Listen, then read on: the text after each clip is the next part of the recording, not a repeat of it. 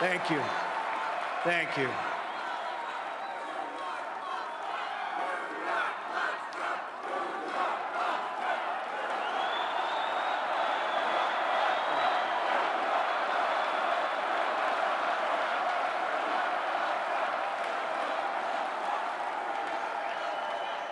Thank you. Thank you very much.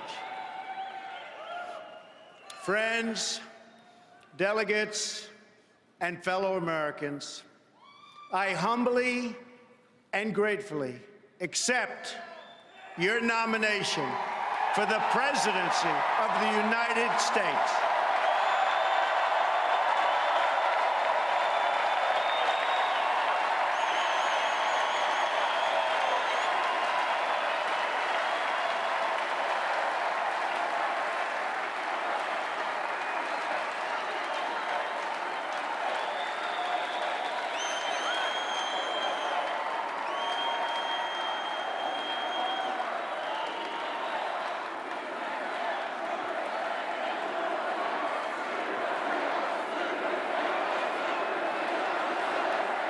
USA, USA, USA, USA.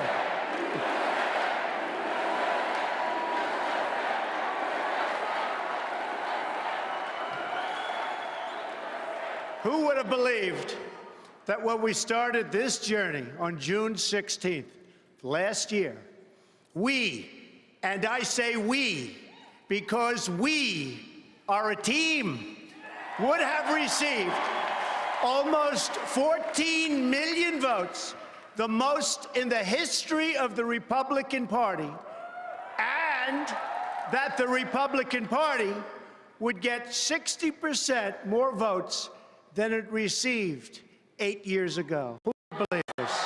Who would have believed this? The Democrats, on the other hand, received 20% fewer votes than they got 4 years ago. Not so good, not so good. Together, we will lead our party back to the White House, and we will lead our country back to safety, prosperity, and peace.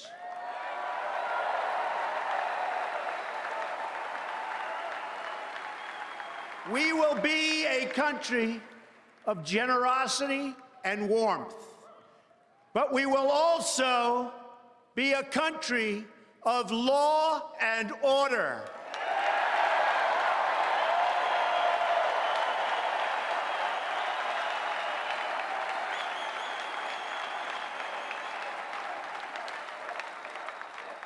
Our convention occurs at a moment of crisis for our nation.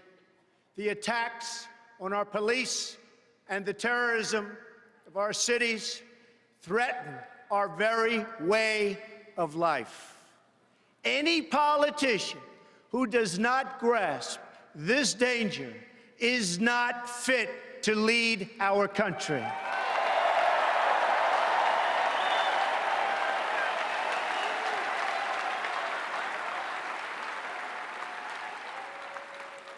Americans watching this address tonight have seen the recent images of violence in our streets and the chaos in our communities. Many have witnessed this violence personally. Some have even been its victims. I have a message for all of you. The crime and violence that today afflicts our nation will soon, and I mean very soon, come to an end.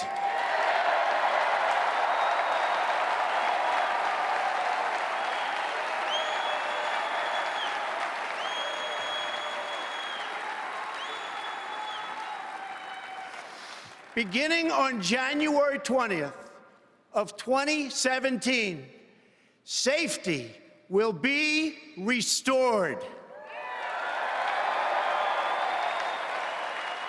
The most basic duty of government is to defend the lives of its own citizens. Any government that fails to do so is a government unworthy to lead. It is finally time for a straightforward assessment of the state of our nation. I will present the facts plainly and honestly.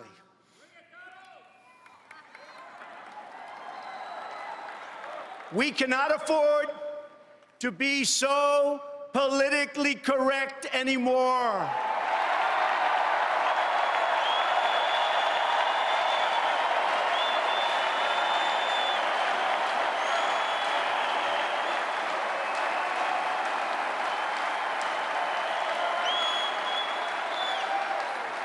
So if you want to hear the corporate spin, the carefully crafted lies, and the media myths, the Democrats are holding their convention next week. Go there.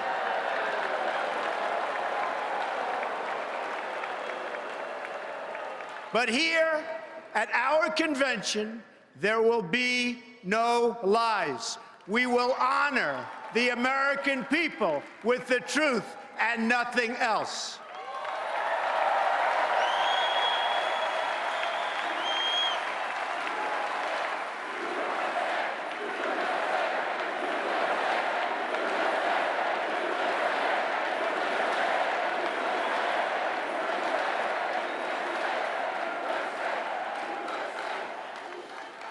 These are the facts.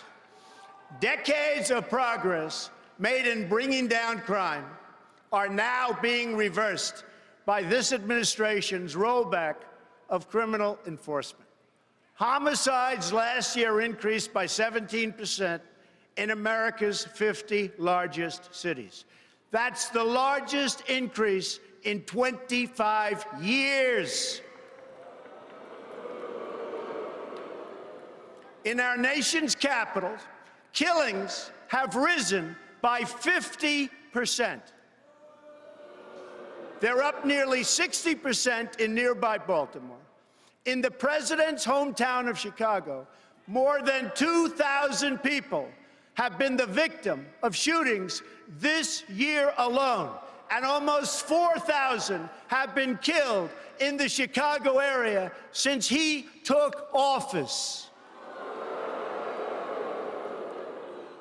The number of police officers killed in the line of duty has risen by almost 50% compared to this point last year. Nearly 180,000 illegal immigrants with criminal records ordered deported from our country are tonight roaming free to threaten peaceful citizens. The number of new illegal immigrant families who have crossed the border so far this year already exceeds the entire total from 2015. They are being released by the tens of thousands into our communities with no regard for the impact on public safety or resources.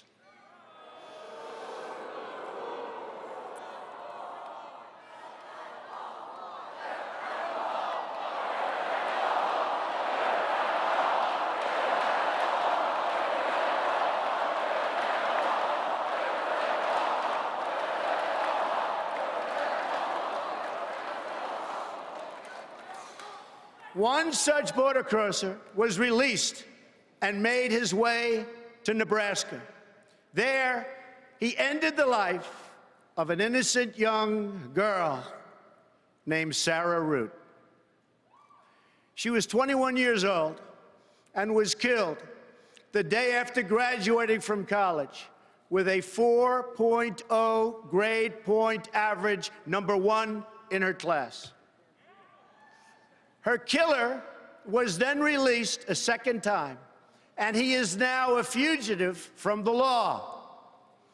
I've met Sarah's beautiful family, but to this administration, their amazing daughter was just one more American life that wasn't worth protecting. No more. One more child to sacrifice on the order and on the altar of open borders.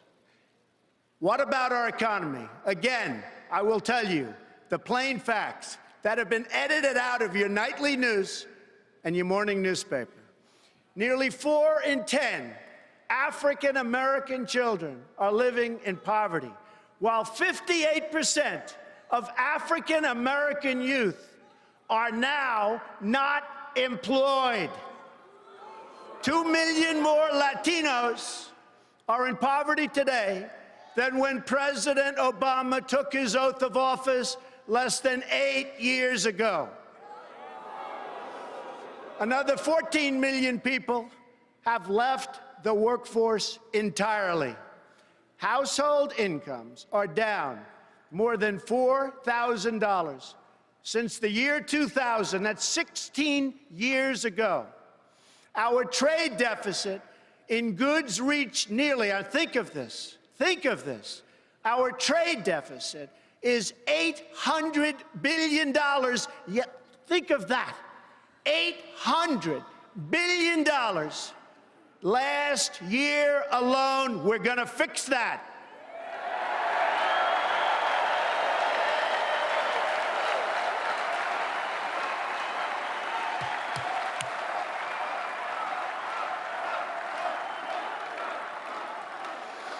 The budget is no better.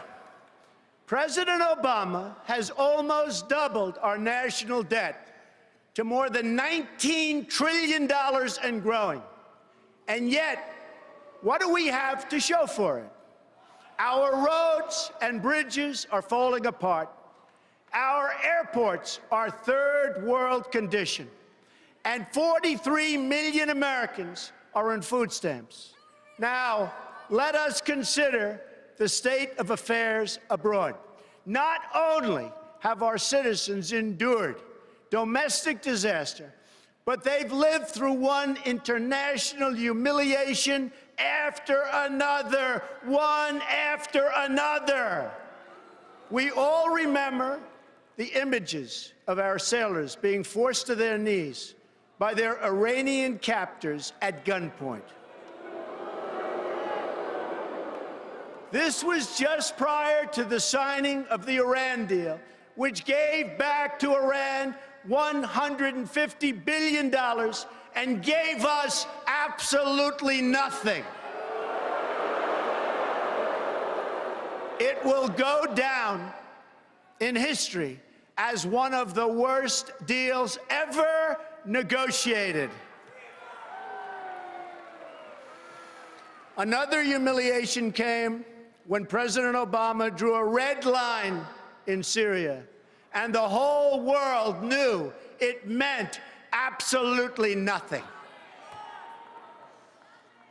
In Libya, our consulate, the symbol of American prestige around the globe, was brought down in flames.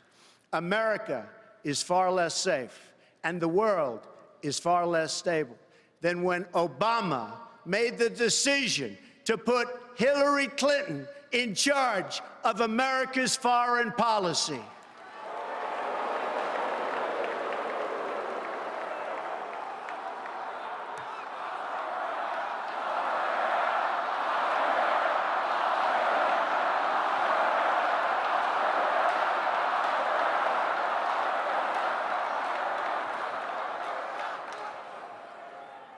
Let's defeat her in November. Okay?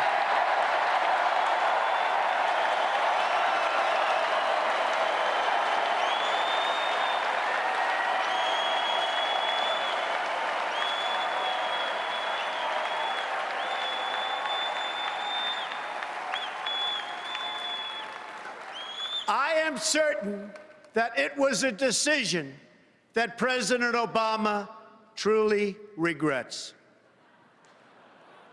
Her bad instincts and her bad judgment, something pointed out by Bernie Sanders, are what caused so many of the disasters unfolding today. Let's review the record.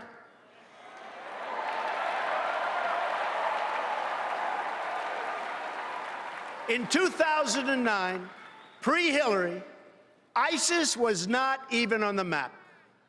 Libya was stable. Egypt was peaceful. Iraq was seeing, and really a big, big reduction in violence. Iran was being choked by sanctions. Syria was somewhat under control. After 4 years of Hillary Clinton, what do we have? ISIS has spread across the region and the entire world. Libya is in ruins, and our ambassador and his staff were left helpless to die at the hands of savage killers. Egypt was turned over to the radical Muslim Brotherhood, forcing the military to retake control. Iraq is in chaos. Iran is on the path to nuclear weapons. Syria is engulfed in a civil war, and a refugee crisis now threatens the West. After 15 years of wars in the Middle East, after trillions of dollars spent and thousands of lives lost, the situation is worse than it has ever been before. This is the legacy of Hillary Clinton: death, destruction, terrorism, and weakness.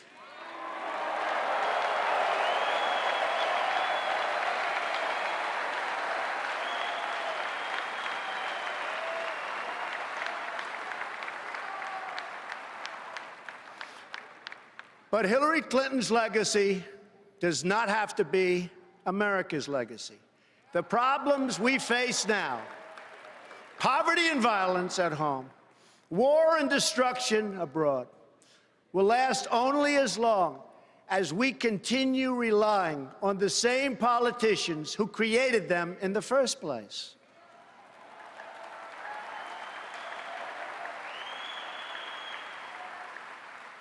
A change in leadership is required to produce a change in outcomes.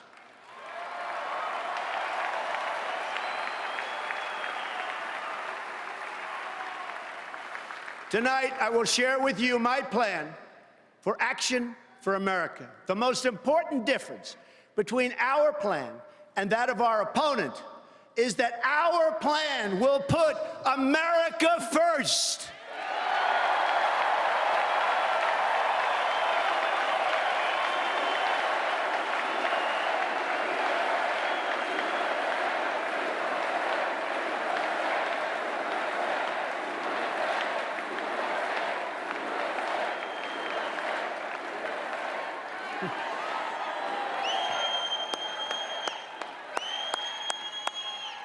Americanism, not globalism, will be our credo as long as we are led by politicians who will not put America first. Then we can be assured that other nations will not treat America with respect, the respect that we deserve.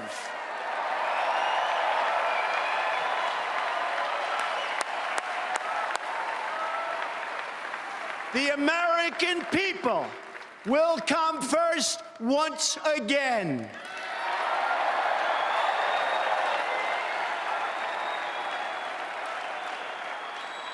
My plan will begin with safety at home, which means safe neighborhoods, secure borders, and protection from terrorism.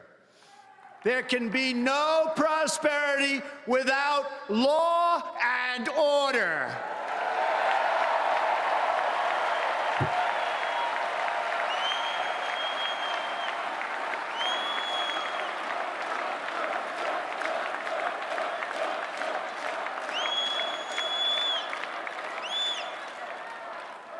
On the economy, I will outline reforms to add millions of new jobs and trillions in new wealth that can be used to rebuild America. A number of these reforms that I will outline tonight will be opposed by some of our nation's most powerful special interests. That's because these interests have rigged our political and economic system for their exclusive benefit. Believe me, it's for their benefit.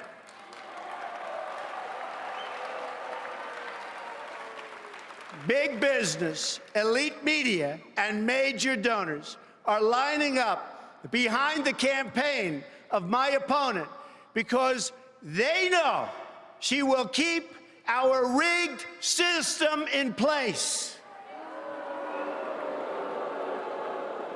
They are throwing money at her because they have total control over every single thing she does. She is their puppet, and they pull the strings.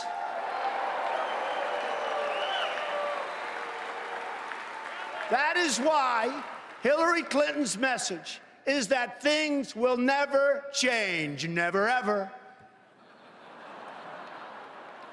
My message is that things have to change, and they have to change right now.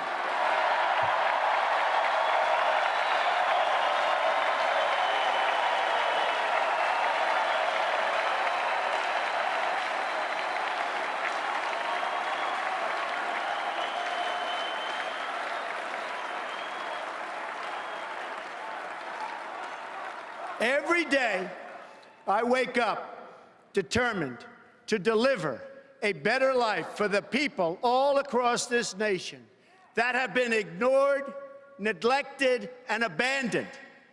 I have visited the laid-off factory workers and the communities crushed by our horrible and unfair trade deals. These are the forgotten men and women of our country, and they are forgotten, but they're not going to be forgotten long.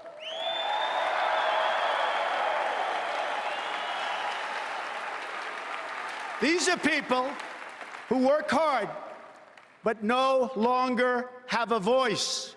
I am your voice.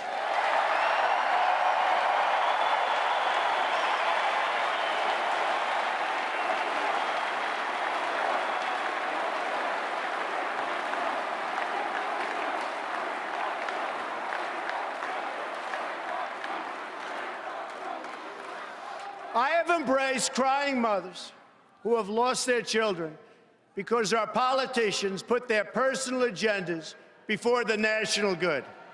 I have no patience for injustice.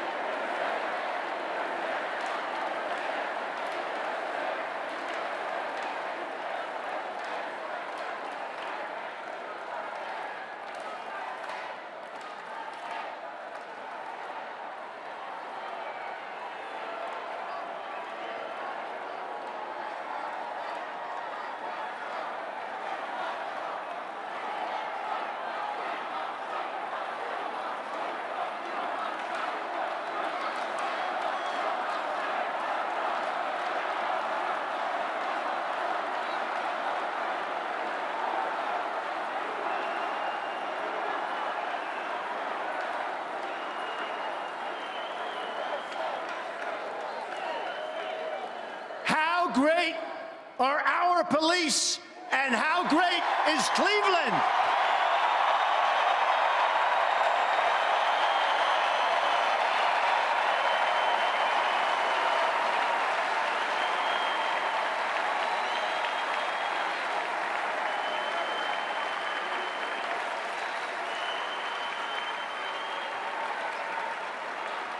Thank you. I have no patience for injustice, no tolerance for government incompetence, of which there is so much, no sympathy for leaders who fail their citizens. When innocent people suffer because our political system lacks the will or the courage or the basic decency to enforce our laws, or still worse, has sold out to some corporate lobbyist for cash, I am not able to look the other way, and I won't look the other way.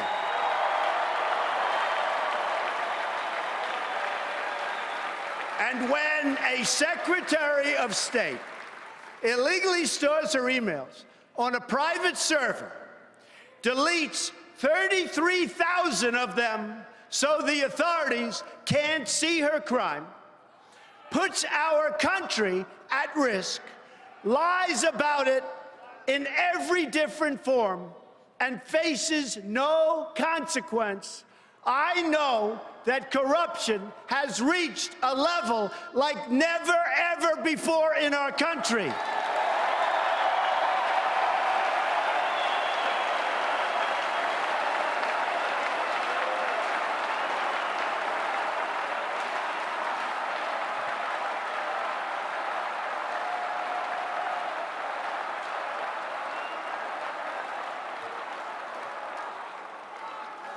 When the FBI director says that the Secretary of State was extremely careless and negligent in handling our classified secrets, I also know that these terms are minor compared to what she actually did.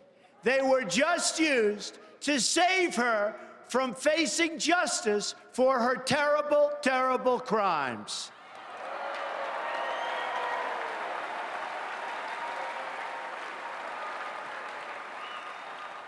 In fact, her single greatest accomplishment may be committing such egregious crime and getting away with it, especially when others who have done far less have paid so dearly.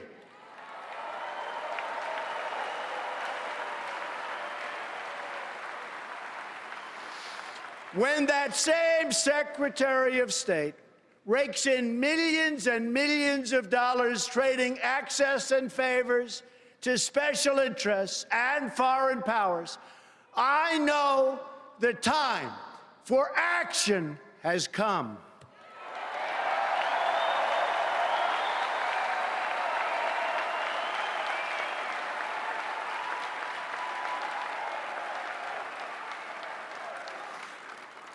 I have joined the political arena so that the powerful can no longer beat up on people who cannot defend themselves.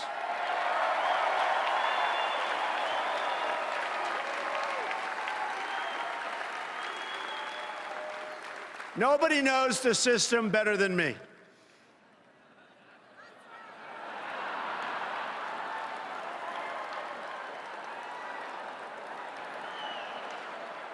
Which is why I alone can fix it.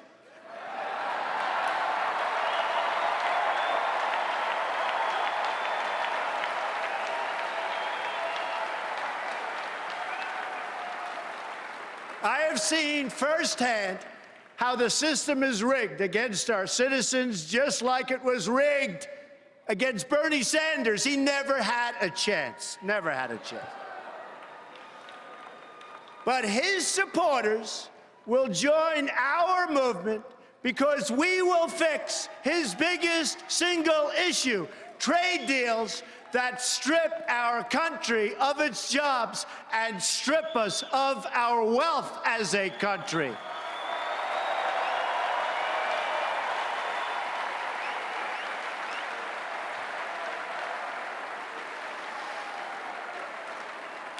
Millions of Democrats will join our movement because we are going to fix the system so it works fairly and justly for each and every American.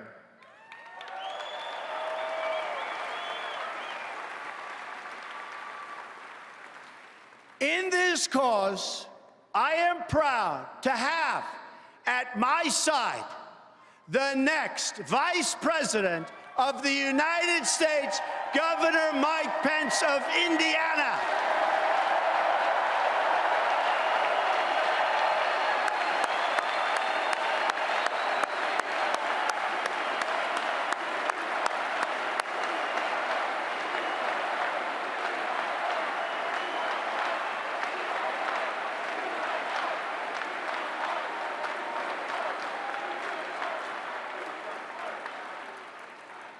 And a great guy.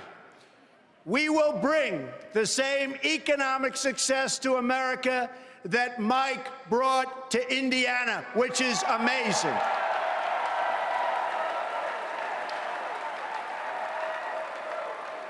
He is a man of character and accomplishment. He is the man for the job. The first task for our new administration will be to liberate our citizens from the crime and terrorism and lawlessness that threatens our communities. America was shocked to its core when our police officers in Dallas were so brutally executed. Immediately after Dallas, we've seen continued threats and violence against our law enforcement officials.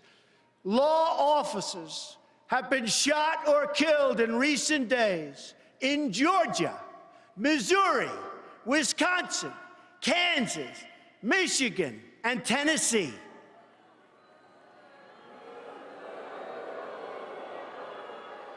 On Sunday, more police were gunned down in Baton Rouge, Louisiana. 3 were killed, and 3 were very, very badly injured. An attack on law enforcement is an attack on all Americans.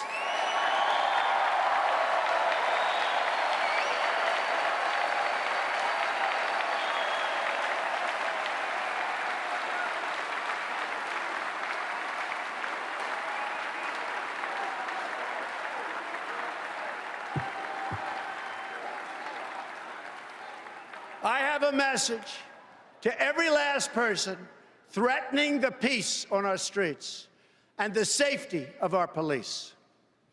When I take the oath of office next year, I will restore law and order to our country. Believe me, believe me. I will work with and appoint the best and brightest prosecutors and law enforcement officials to get the job properly done.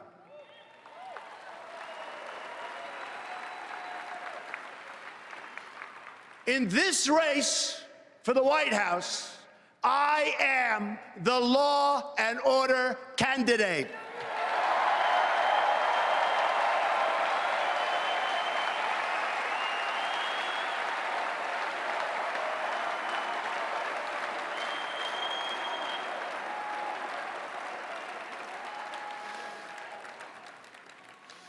The irresponsible rhetoric of our president, who has used the pulpit of the presidency to divide us by race and color, has made America a more dangerous environment than, frankly, I have ever seen and anybody in this room has ever watched or seen. This administration has failed America's inner cities. Remember, it has failed America's inner cities. It's failed them on education. It's failed them on jobs. It's failed them in crime. It's failed them in every way and on every single level. When I am president, I will work to ensure that all of our kids are treated equally and protected equally.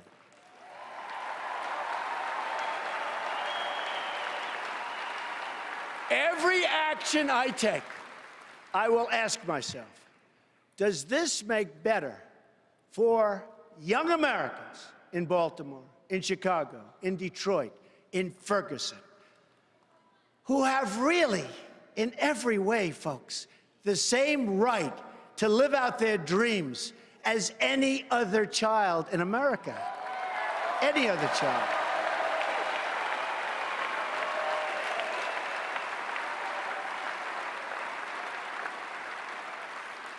To make life safe for all of our citizens, we must also address the growing threats we face from outside the country. We are going to defeat the barbarians of ISIS, and we're going to defeat them fast.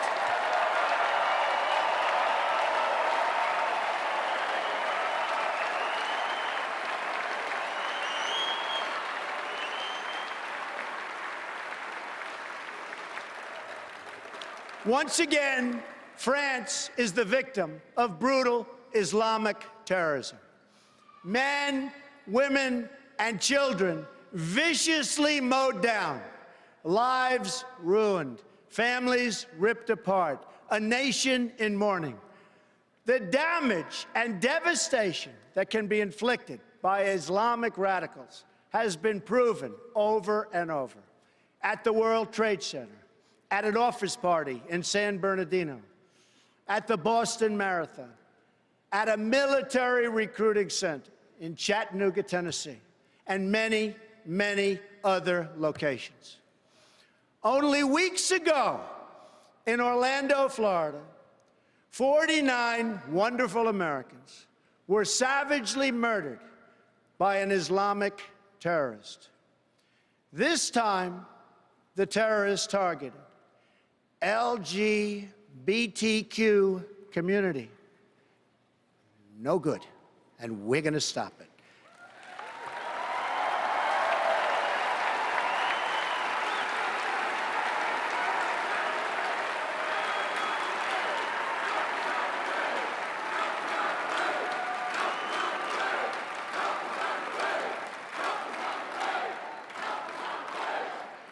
As your president, I will do everything in my power to protect our LGBTQ citizens from the violence and oppression of a hateful foreign ideology. Believe me.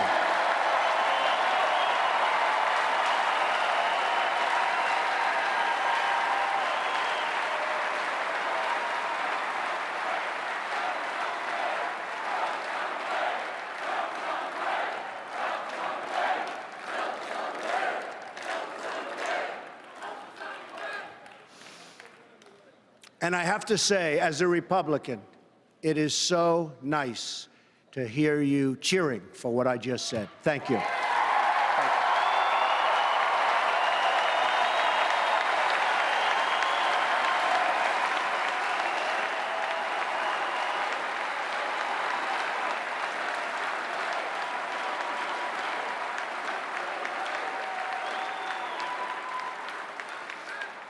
To protect us from terrorism, we need to focus on three things. We must have the best, absolutely the best gathering of intelligence anywhere in the world. The best. We must abandon the failed policy of nation building and regime change that Hillary Clinton pushed in Iraq, in Libya, in Egypt, and in Syria. Instead, we must work with all of our allies who share our goal of destroying ISIS and stamping out Islamic terrorism, and doing it now, doing it quickly. We're going to win. We're going to win fast.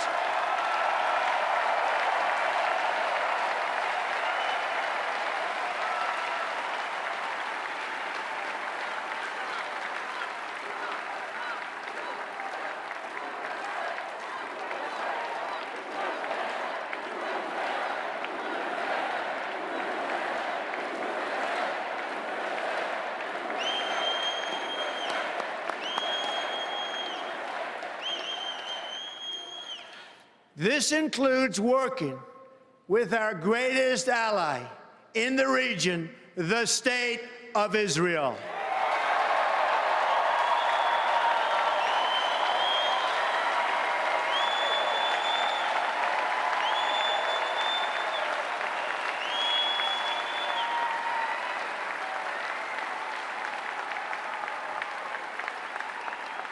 Recently, I have said that NATO was obsolete because it did not properly cover terror, and also that many of the member countries were not paying their fair share. As usual, the United States has been picking up the cost. Shortly thereafter, it was announced that NATO will be setting up a new program in order to combat terrorism, a true step in the right direction.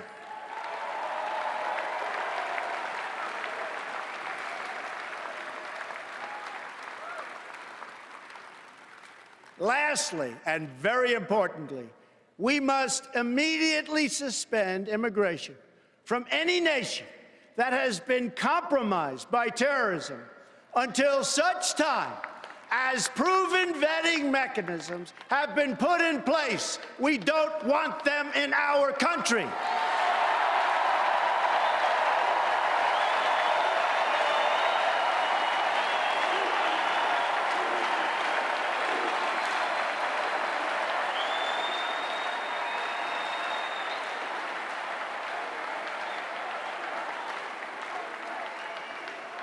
My opponent has called for a radical 550% increase in Syrian, think of this,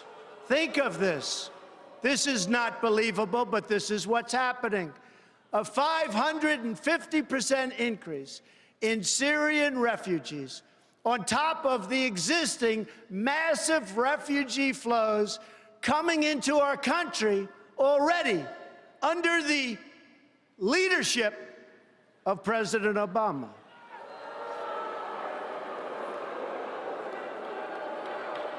She proposes this despite the fact that there's no way to screen these refugees in order to find out who they are or where they come from. I only want to admit individuals into our country who will support our values and love our people.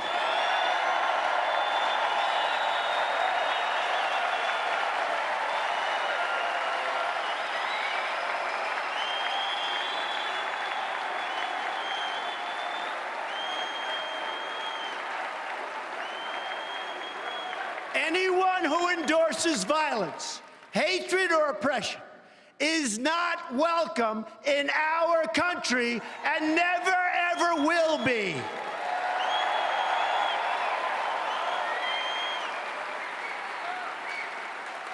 Decades of record immigration have produced lower wages and higher unemployment for our citizens, especially for African American and Latino workers. We are going to have an immigration system that works, but one that works for the American people.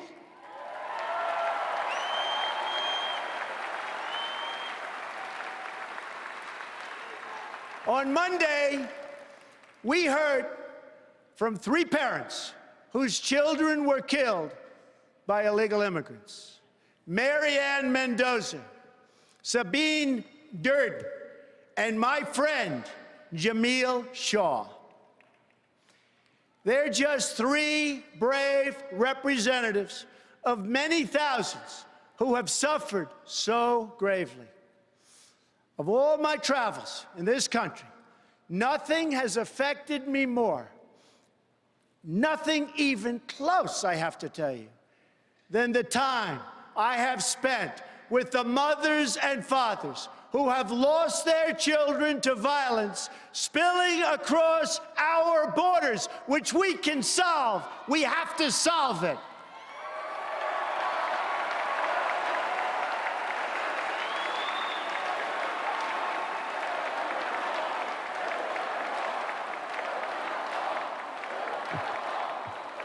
These families have no special interests to represent them.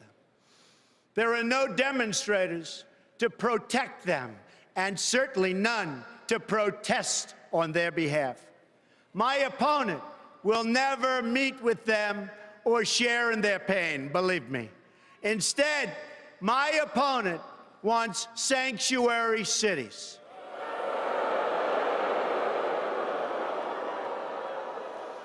But where was the sanctuary for Kate Steinle? Where was the sanctuary for the children of Marianne and Sabine and Jamil? Where was the sanctuary for all of the other? Oh, it's so sad to even be talking about it, because we could solve this problem so quickly. Where was the sanctuary for all of the other Americans who have been so brutally murdered and who have suffered so horribly? These wounded American families have been alone, but they are not alone any longer.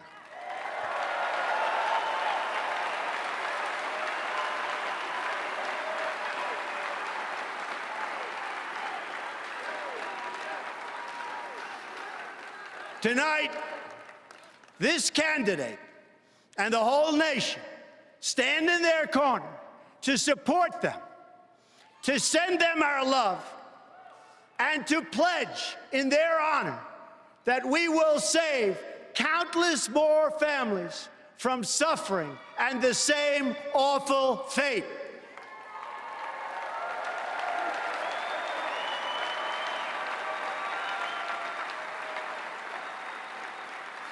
We are going to build a great border wall to stop illegal immigration, to stop the gangs and the violence, and to stop the drugs from pouring into our communities.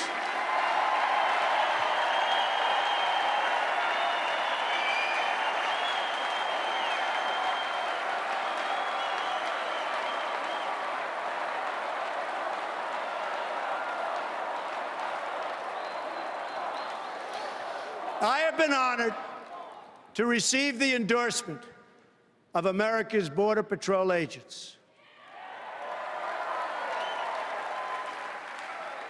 And will work directly with them to protect the integrity of our lawful immigration system. Lawful. By ending catch and release on the border, we will end the cycle of human smuggling and violence. Illegal border crossings will go down. We will stop it. It won't be happening very much anymore, believe me.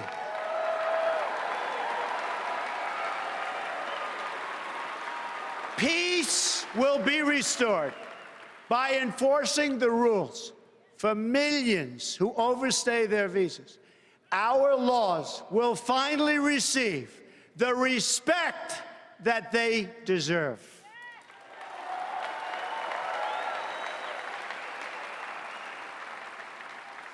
Tonight, I want every American whose demands for immigration security have been denied, and every politician who has denied them, to listen very, very closely to the words I am about to say.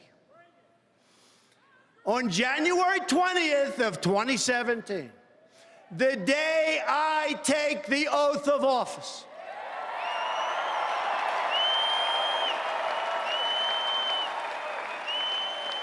Americans will finally wake up in a country where the laws of the United States are enforced.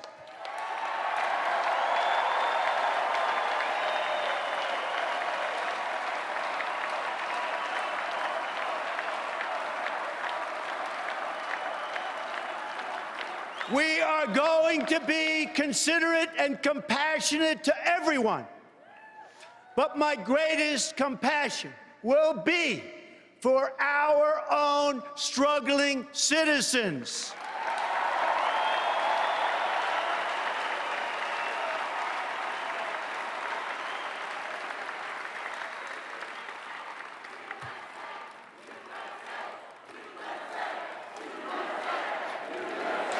USA, USA, USA.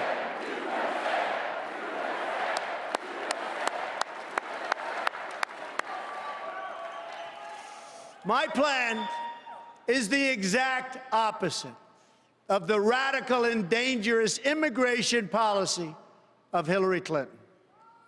Americans want relief from uncontrolled immigration, which is what we have now. Communities want relief, yet Hillary Clinton is proposing mass amnesty, mass immigration, and mass lawlessness.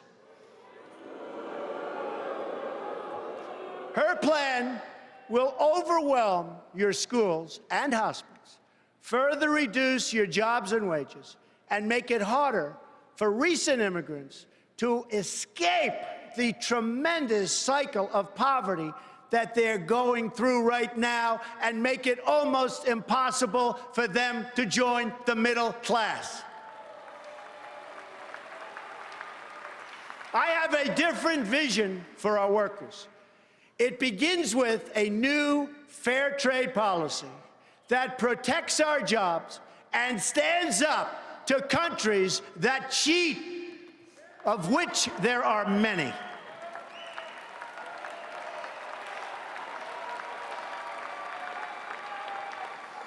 It's been a signature message of my campaign from day one, and it will be a signature feature of my presidency from the moment I take the oath of office.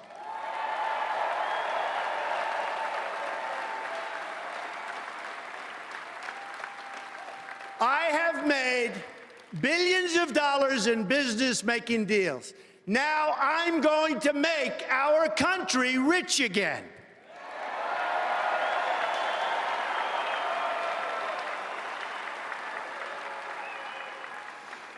Using the greatest business people in the world, which our country has, I am going to turn our bad trade agreements into great trade agreements. America has lost nearly 1/3 of its manufacturing jobs since 1997, following the enactment of disastrous trade deals supported by Bill and Hillary Clinton. Remember, it was Bill Clinton who signed NAFTA, one of the worst economic deals ever made by our country, or frankly, any other country. Never, ever again.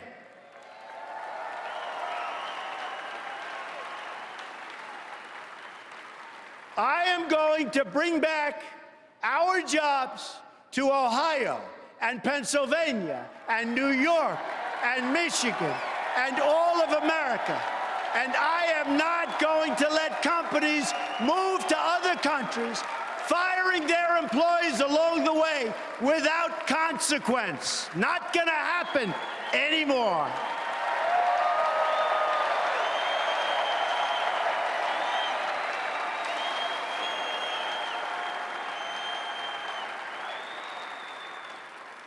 My opponent, on the other hand, has supported virtually every trade agreement that has been destroying our middle class. She supported NAFTA, and she supported China's entrance into the World Trade Organization, another one of her husband's colossal mistakes and disasters. She supported the job-killing trade deal with South Korea. She supported the Trans-Pacific Partnership, which will not only destroy our manufacturing, but it will make America subject to the rulings of foreign governments, and it's not going to happen.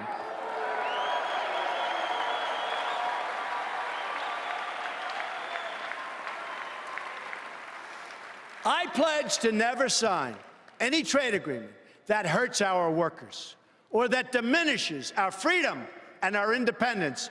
We will never, ever sign bad trade deals. America first. Again, America first.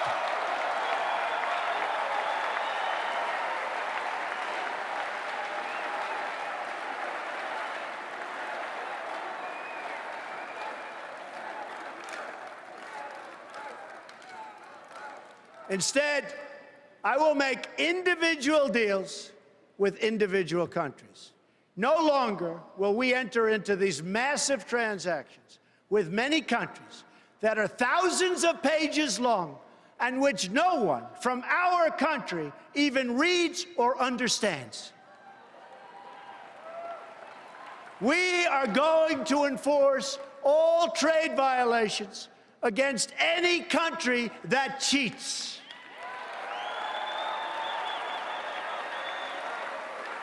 This includes stopping China's outrageous theft of intellectual property, along with their illegal product dumping and their devastating currency manipulation. They are the greatest that ever came about. They are the greatest currency manipulators ever.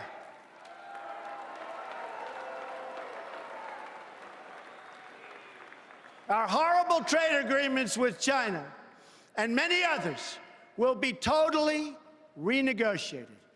That includes renegotiating NAFTA to get a much better deal for America, and we'll walk away if we don't get that kind of a deal.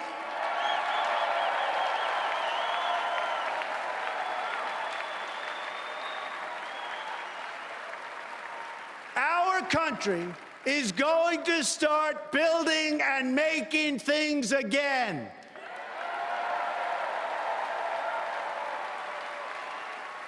Next comes the reform of our tax laws, regulations, and energy rules. While Hillary Clinton plans a massive, and I mean massive, tax increase, I have proposed the largest tax reduction of any candidate who has run for president this year, Democrat or Republican.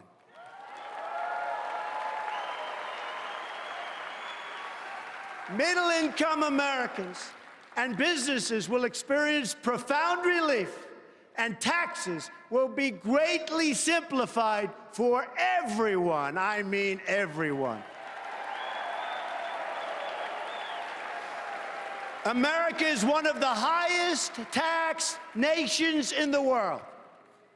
Reducing taxes will cause new companies and new jobs to come roaring back into our country. Believe me, it'll happen, and it'll happen fast.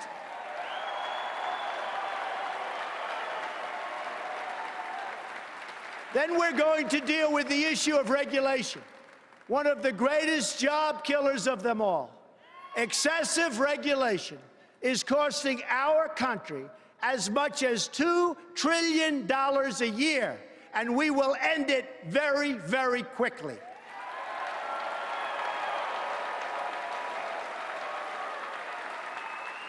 We are going to lift the restrictions on the production of American energy.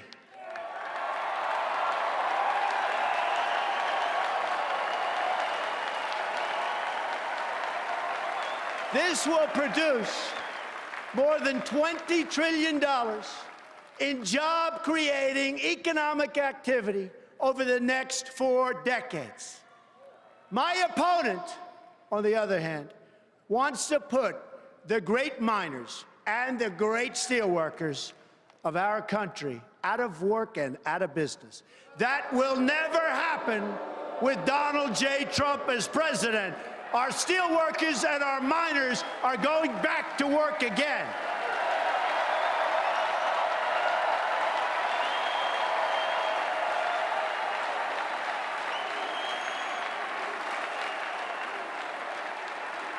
With these new economic policy, trillions and trillions of dollars will start flowing into our country.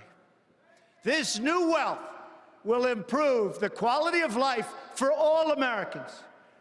We will build the roads, highways, bridges, tunnels, airports, and the railways of tomorrow. This, in turn, will create millions of more jobs.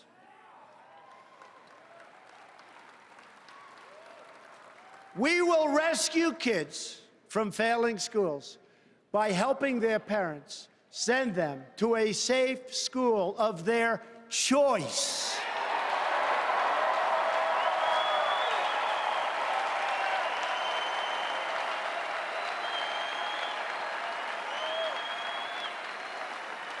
My opponent would rather protect bureaucrats than serve American children. And that's what she's doing, and that's what she's done. We will repeal and replace disastrous Obamacare.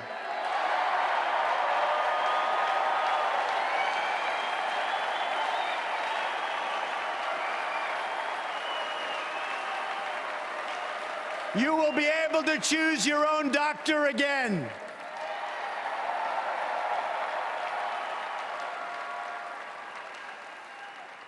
And we will fix TSA at the airports, which is a total disaster.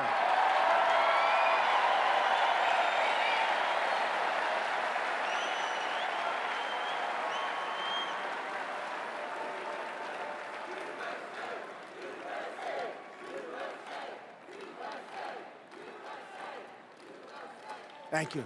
Thank you.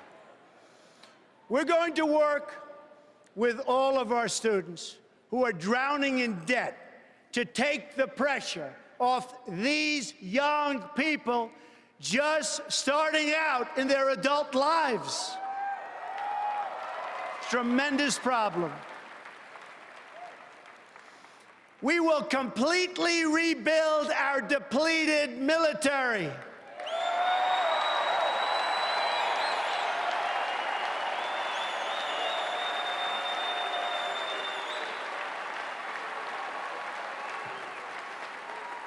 And the countries that we are protecting at a massive cost to us will be asked to pay their fair share.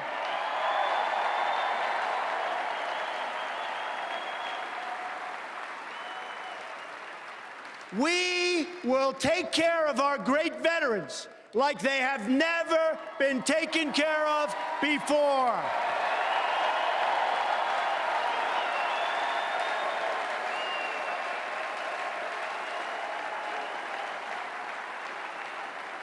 My just-released 10-point plan has received tremendous veteran support. We will guarantee those who serve this country will be able to visit the doctor or hospital of their choice without waiting 5 days on a line and dying.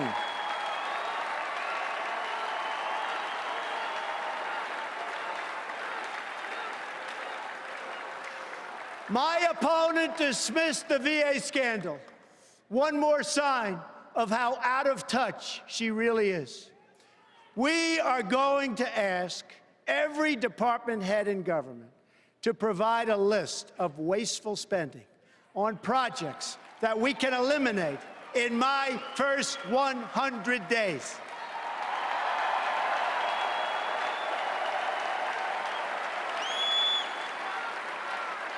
The politicians have talked about this for years, but I'm going to do it.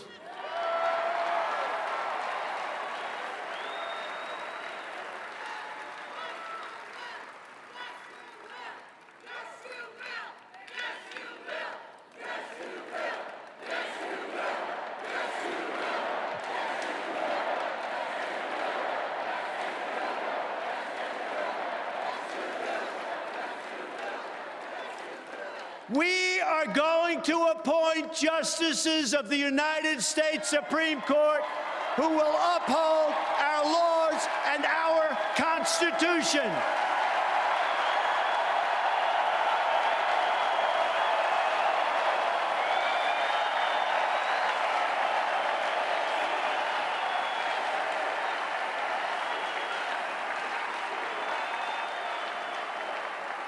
The replacement of our beloved Justice Scalia will be a person of similar views, principles, and judicial philosophies. Very important.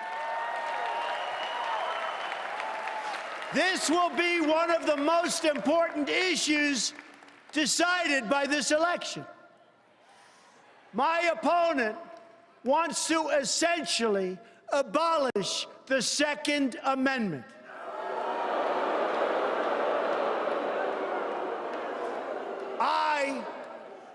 on the other hand, received the early and strong endorsement of the National Rifle Association and will protect the right of all Americans to keep their families safe.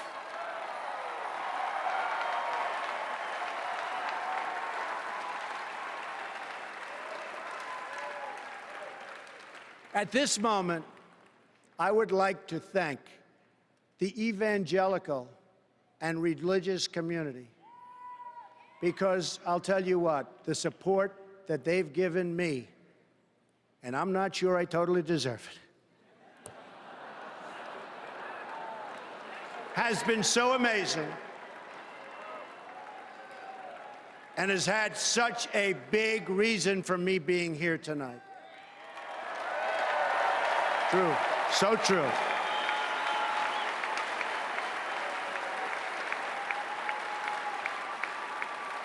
They have much to contribute to our politics, yet our laws prevent you from speaking your minds from your own pulpits.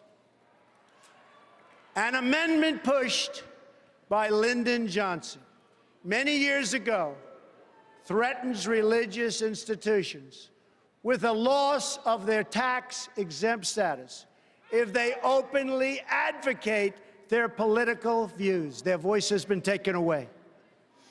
I am going to work very hard to repeal that language and to protect free speech for all Americans.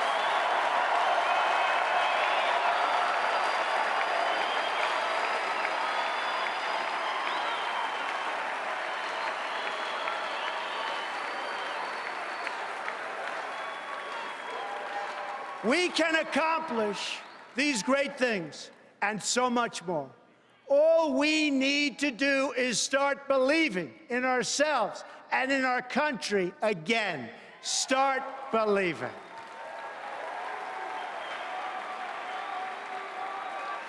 It is time to show the whole world that America is back, bigger and better and stronger than ever before.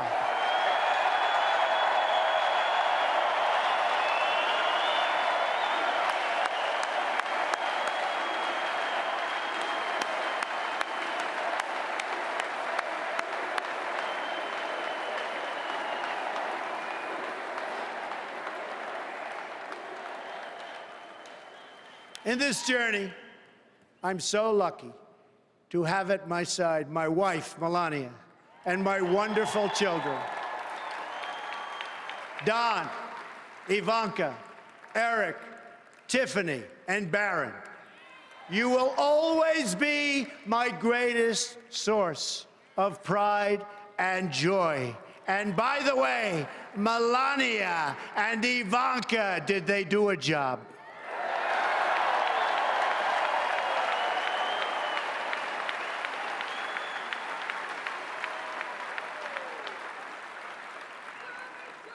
My dad, Fred Trump, was the smartest and hardest working man I ever knew.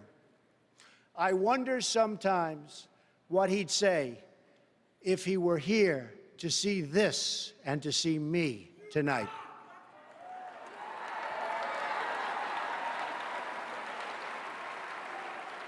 It's because of him that I learned from my youngest age to respect the dignity of work and the dignity of working people.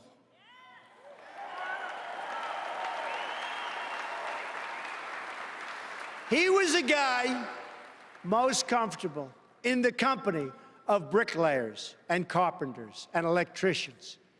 And I have a lot of that in me also. I love those people.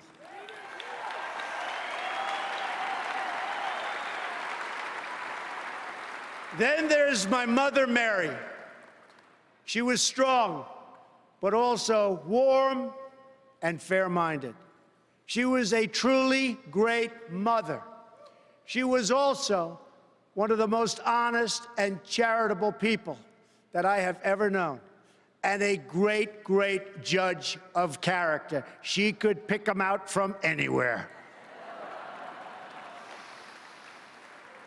To my sisters, Mary Ann and Elizabeth, my brother, Robert, and my late brother, Fred, I will always give you my love. You are most special to me.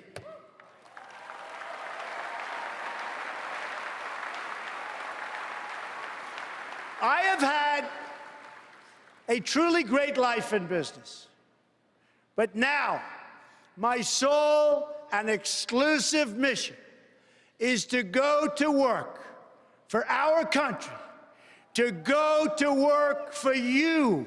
It's time to deliver a victory for the American people. We don't win anymore, but we are going to start winning again.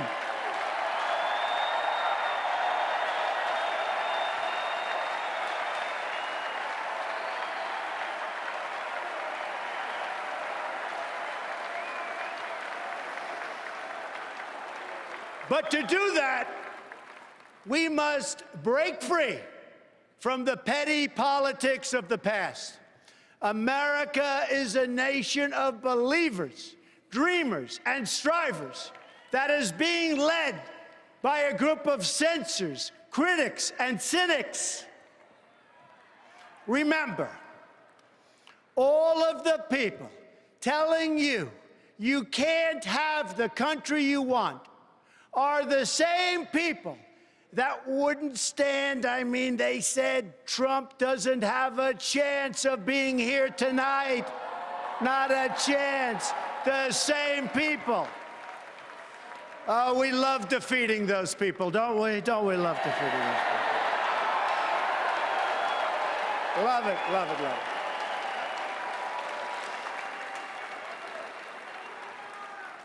it. No longer can we rely on those same people in the media and politics who will say anything to keep our rigged system in place. Instead, we must choose to believe in America. History is watching us now. We don't have much time, but history is watching. It's waiting to see if we will rise to the occasion and if we will show the whole world that America is still free and independent and strong.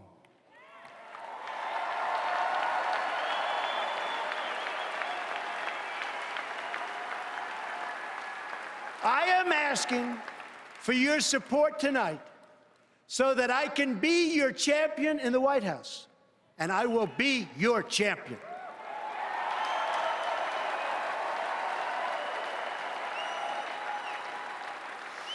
My opponent asks her supporters to recite a three-word loyalty pledge.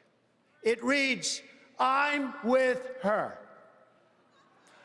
I choose to recite a different pledge. My pledge reads, "I'm with you, the American people."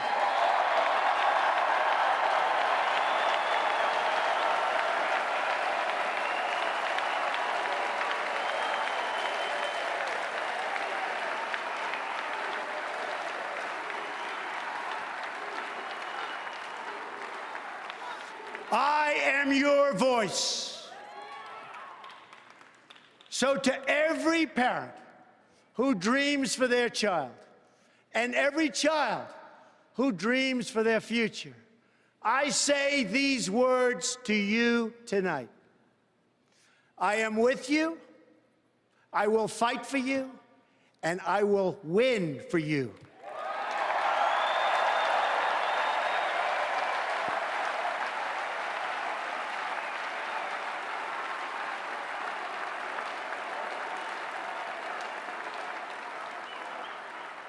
To all Americans tonight, in all of our cities and in all of our towns, I make this promise. We will make America strong again. We will make America proud again. We will make America safe again. And we will make America great again. God bless you and good night. I love you.